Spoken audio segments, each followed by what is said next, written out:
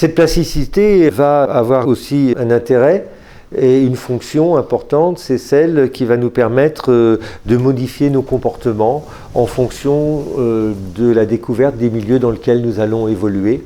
Et elle va nous permettre justement d'aller recruter certaines zones cérébrales. Aujourd'hui, on a décrit les aires cérébrales de façon extrêmement précise.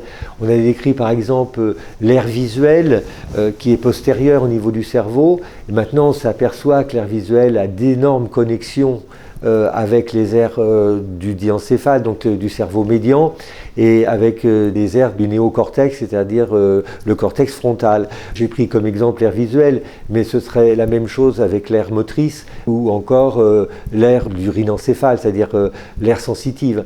Aujourd'hui, il est admis que, en effet, toutes les aires sont toutes interdépendantes les unes des autres. Elles le sont grâce à non seulement à la plasticité du cerveau, mais à une structure qui aide la plasticité du cerveau, qui est la substance réticulée.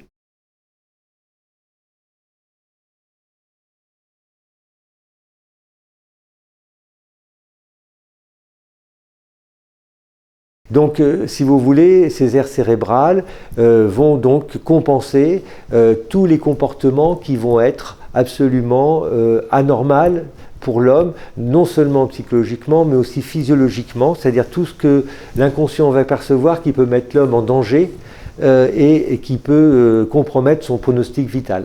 Tout ça, c'est fait au cours de l'histoire de l'évolution. La plasticité du cerveau va utiliser des aires cérébrales en fonction de ce qui est les racines des apports parentaux au cours de l'évolution et au cours de notre généalogie. Ces apports parentaux devront être établis dans quelque chose de juste et de vrai, et il faudra absolument éviter tout ce qui sera conflits familiaux qui ne seront pas dévoilés, les non-dits, tout ce qui sera acte caché dans ces conflits familiaux ou des non-dits. Vous me direz c'est à peu près pareil, mais entre les mots et les actes, il y a quand même une différence.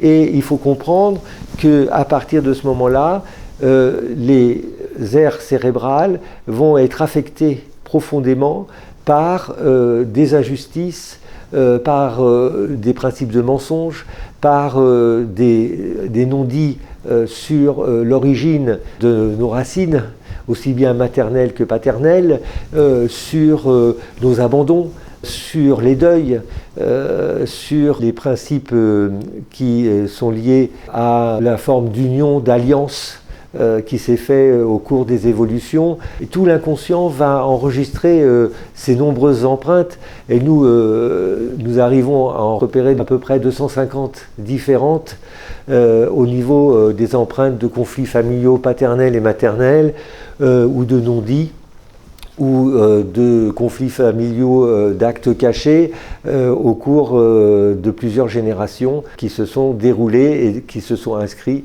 dans les différentes aires du cerveau.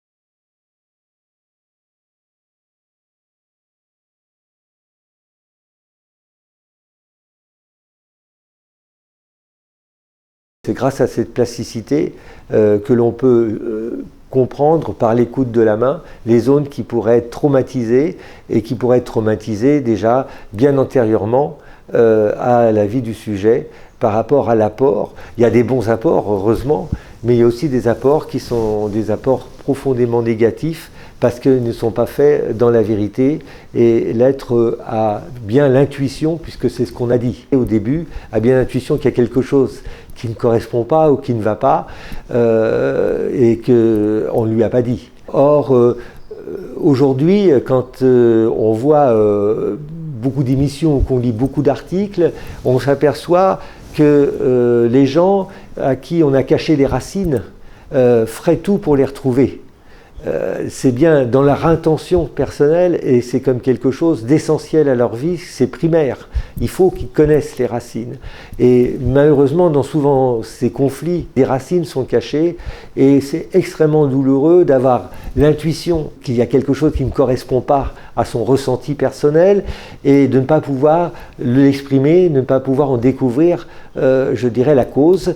Et à partir de ce moment, l'être humain, finalement, va se dévaloriser, va culpabiliser en pensant qu'il n'est pas capable d'aimer ou il n'est pas capable de donner à l'autre parce qu'il ressent cette forme de gêne et en fait ça ne vient pas de lui.